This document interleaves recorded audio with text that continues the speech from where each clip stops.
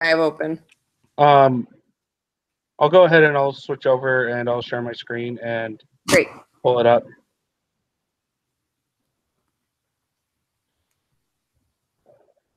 Oh, Andy left. I wonder if he's trying to restart. Oh, I think so. Oh, there he is. Oh. All right, yeah. You hear me now? We hear you. Yeah. Oh my gosh. Okay, cool. Whoa. Okay. Is that like a million screens That's right there a for you guys? Yes. Yeah. Stop. Screen share. Oh. Okay. Share. Come on, don't be stupid this time. Oh no. It's doing it. Okay, so I guess we'll just need to refer to our own windows of the agenda. Yeah. Let's look that up. All right. It wants us to start with a prayer, so I can say it if you guys want. Okay, sounds good. Okay. Our dear Heavenly Father, we're so grateful for this day. We're grateful for the opportunity we have to meet together and go through our coursework and learn from each other, and grateful for the option we have to attend BYU Idaho, and grateful for this last weekend and being able to listen to General Conference and learn from prophets and general authorities. We love thee, and we say these things in the name of Jesus Christ. Amen. Amen. Okay, read this document before meeting with your group. Blah, blah, blah. Okay. Involve everyone, invite someone to prepare. Okay, so then there were those questions that we all, if you guys went through it, that we had to go through. And so it wants us to go through and discuss each of those questions. So Okay. the first one, so were you both able to do the reading and do everything? Yeah. Okay. So the first one was, from your personal experience, what have been key behaviors in an effective team? I think personally for me, like for me to work effectively with a team, I have to be like comfortable with them, because in certain situations, if I feel like I'm gonna say something and then the group's gonna be like, that's stupid, you know what I mean, that type of thing. Absolutely. Then I don't want to like contribute as much, because I just don't feel like my opinion would be valued as much. So it's definitely something that's important to me. Yeah. Yeah, I'll agree with that one. That's one of the biggest points with me is just being able to make sure your voice is heard, whether or not it's accepted, but it's heard and respected. Mm-hmm. Yeah. That's basically what I put as well. I just think communication is very key for any effective team that I've been in. So the next one, what do group norms have to do with effective team building? So I guess like before I read this, I kind of knew what group norms were, because like you kind of like think about it. And if you're in a group, sometimes there's things you don't do even without saying it. Mm-hmm. So I kind of knew those was a thing before I read it, but after like reading it, it kind of makes sense that if you have a certain group and it's kind of accepted that you don't want to like go off topic or something like that, and everyone just stays on topic super super well, then it's gonna be more effective. What was the question again? I'm getting off topic. No, you got it. No. You got it. So it was just what do group norms have to do with effective team building? So that's exactly Yeah. it. Okay. Cool. I got the right answer. Yeah. It just creates a stable environment where a team can actually be built upon. It just creates a good foundation for a team, I think. Yeah. What would you say your current B321 group norms include? Complete miscommunication. Yes, that's literally what I have written down. I've sent so many emails to that group and no one ever answered me, and I was like, Really? "What's going on?" All right. I don't know what is going on. will fully admit, I never check my BYU email. That's one reason why I tried posting like my Gmail. Mm-hmm. Yeah, same. Because I can't get my BYU email to show up on my phone. Yeah, it's a pain. Well, it's frustrating, but we've got phone numbers now, so we can move forward from there. Oliver's the only one I don't have, so I'll just try and keep getting his, and then we can work on Oliver's. Oh no, never mind.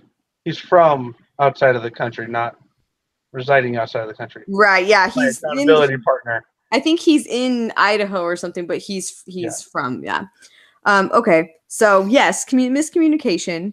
And so the question is, are they healthy group norms? At this point, it is not. No. But if not, what could be changed? We definitely will work better on our communication and figuring things out. We're only in the second week of meeting as a group, so we definitely have time to improve. Okay. Yeah, I think it's really weird at how late this group has gotten started. Yeah. Yeah. Yeah, I agree. I mean, I'm used to already. These are like they are week 2 issues, but they're dealt with during like week 4. Week 2. Yeah. I know it's. Yeah, it feels like it's a little further behind. My other group, I feel further ahead. So you can start pulling pranks on them. Yeah, exactly. We'll start catching up. It's okay. We got this, guys. Okay. Right. So, how does psychological safety in a team increase overall effectiveness? I think that kind of goes along with like what I was saying earlier, where if like you want to contribute something, but you don't feel like you're going to be like able to do that without being like ridiculed or someone saying that's a stupid idea or something like that, then you're not going to share, and then the group's not going to have your input. So, right. Yeah. Well, I think at a certain point, the psychological safety will allow you to go, that's a stupid idea. But you have to have an understanding of where the person is coming from. Like right now, if I were to just say that to you, it would build that wall. Yeah. I mean, it's in a team where you get to know people and you, like, there's people who think I am very rude, but I just don't have a lot of time to spend using a whole lot of words. So I prefer the blunt, here it is. Just like in the text, I'm like, can we make a decision? Right. I got homework and a 1-year-old. Yeah. Just for the record, I couldn't respond to you earlier, but I didn't think it was rude at all. You were fine. Yeah, you're okay.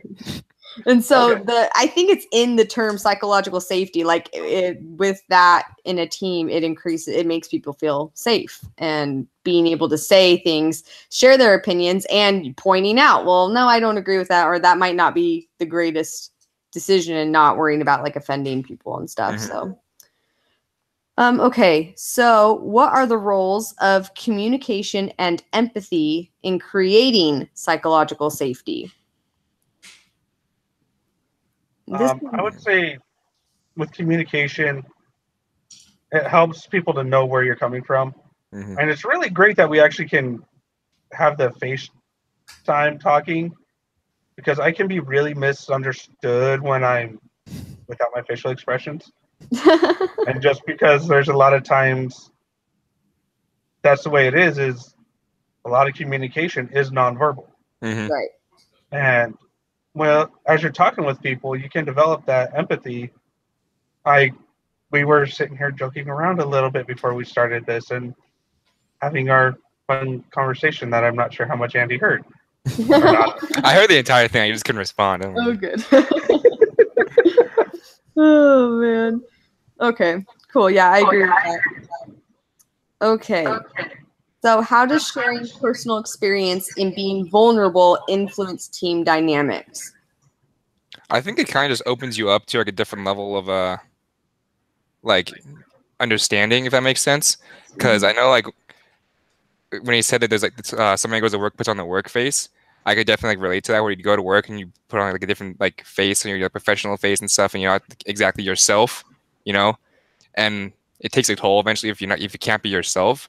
So opening yourself up to like those like more vulnerable type situations to like talk to people and stuff like that kind of, I think, alleviates that and lets you be more yourself around people.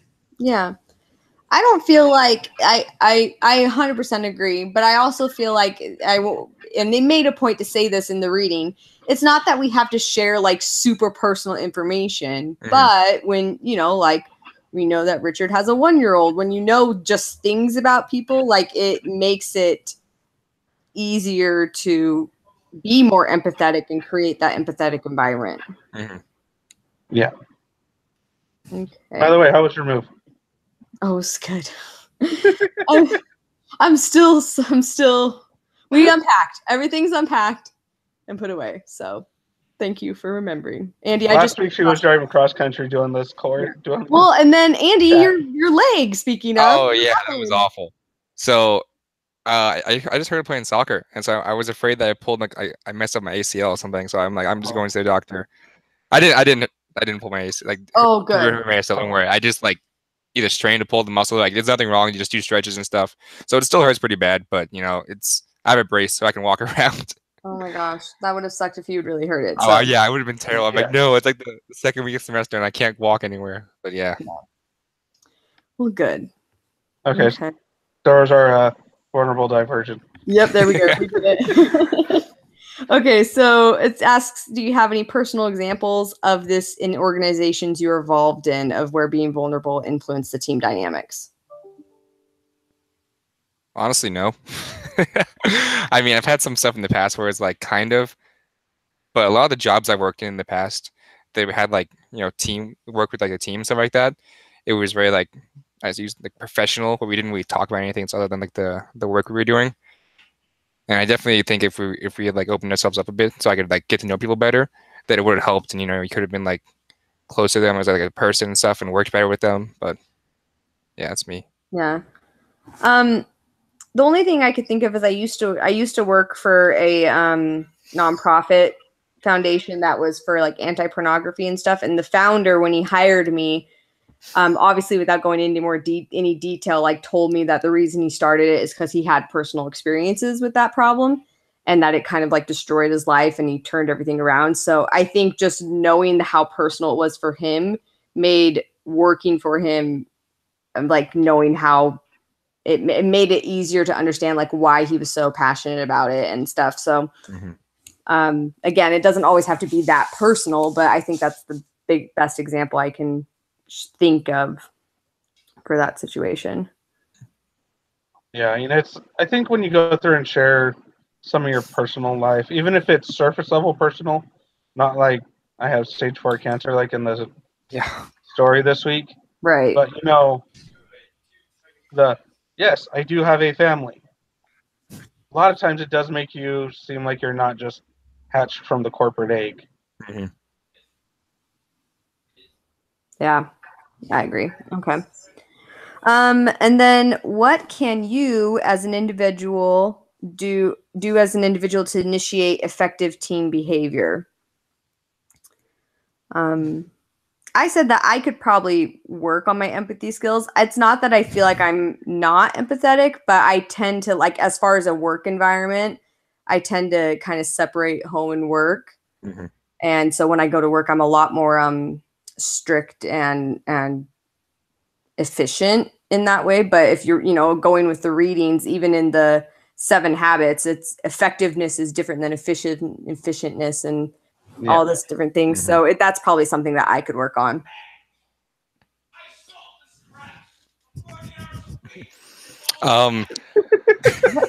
What is happening? I have a lot of very loud roommates. He's not angry. Don't worry. I'm like, what game is on? No, that's also another reason why you can't do Wednesday nights is that's Golden Knights night. And yes. Yeah. Okay, close to Vegas hockey, you know what? We find it's the one sport my entire family will sit down and watch. So. Well, good. Then it's something you guys can bond over. Yeah, even though we may never go to a game because they're too expensive. Oh yeah, very expensive. How much are they? Some of the tickets are like $80 for nosebleeds. Yeah. That's before taxes. Oh. And you can add almost another $30-$40 on top of taxes. And that's just for one person, so it's on the whole family. Yeah. Oof. That's annoying. Playoff tickets were ridiculous last year. Almost went though. Okay, well now it's one of your guys' turn to share what you can work on.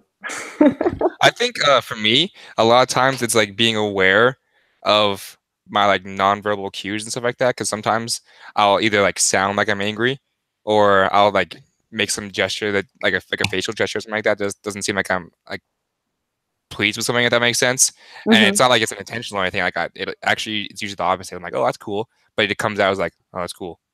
Like it sounds like I'm not interested or something like that. So that's something I try to be aware about that. So that I try not to make sure like someone feels like, oh, he doesn't care about what I just said. So that's something I can work on. That's a good one. Well, I know one of the things for me is I try not to, especially after reading this, I'm one of those people who can overwhelm a conversation.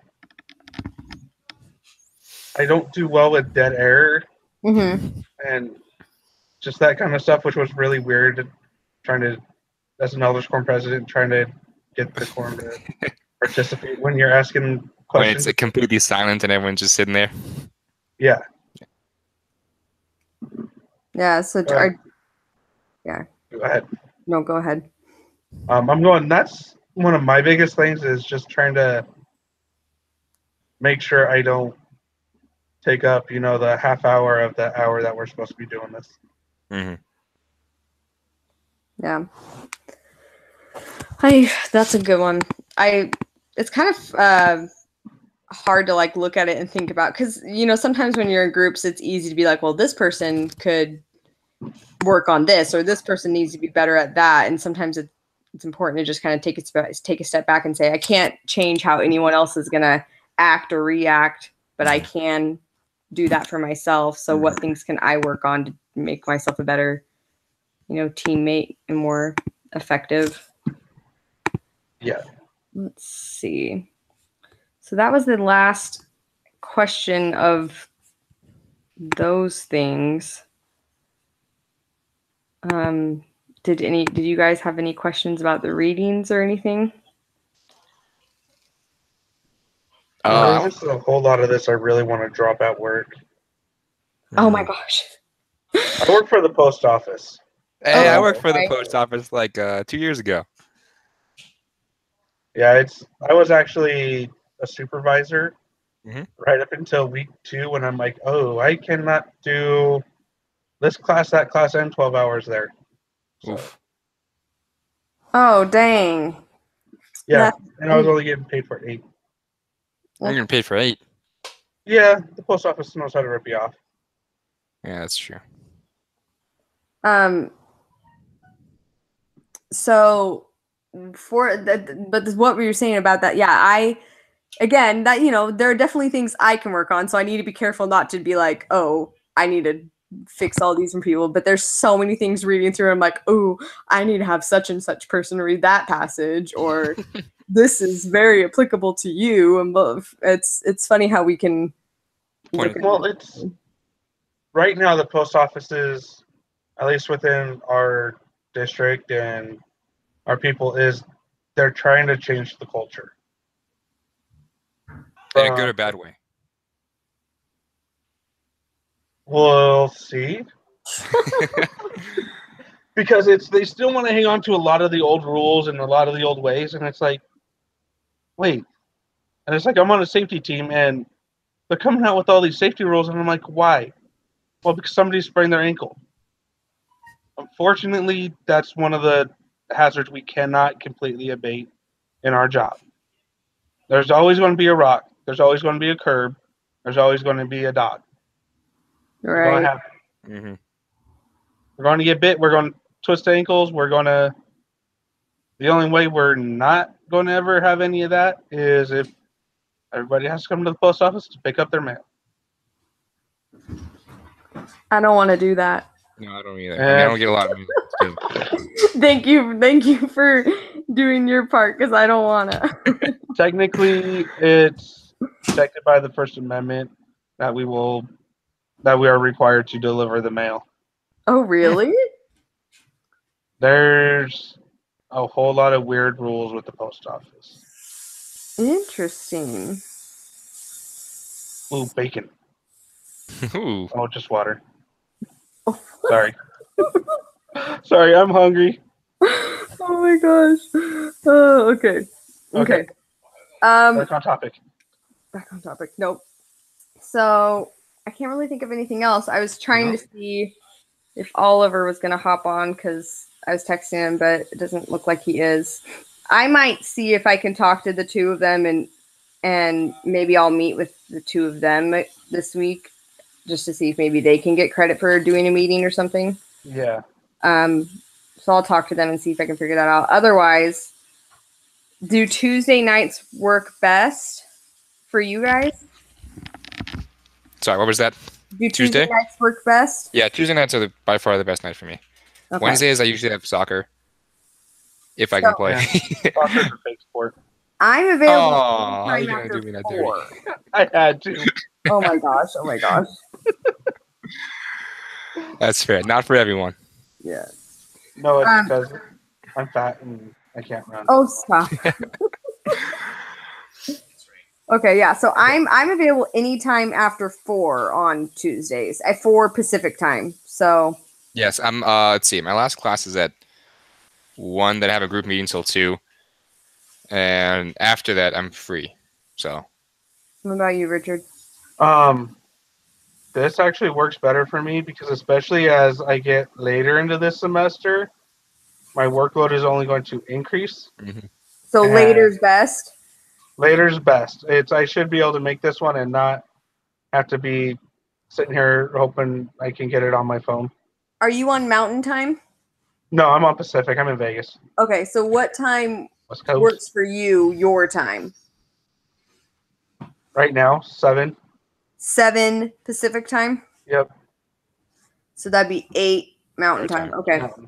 I mean, if we needed to, I could make 6:30 work. It's just my wife's at a clogging class, and I have to rely on my right. 13-year-old to keep the 1-year-old at bay, and that's not been so effective today. That's right. Okay. Let's plan, and the 3 of us are confirming, next Tuesday, 7 p.m. Pacific, 8 p.m. Mountain. Yep. And we'll talk to the other 2 and see if they can make that work. And then if not, we'll just kind of get into that group text and find a time that works. But let's plan on that for now. Sounds good. That works really good for me because I will be in Disney. Oh, no, wait. Next week. The week after, I'm in Disneyland. Disneyland. Oh. Oh my gosh, I'm Yeah, jealous. that's going to be a fun one trying to get signal on there. All right, I'm going to stop the broadcast. We can keep talking, but Okay. this doesn't need to be recorded.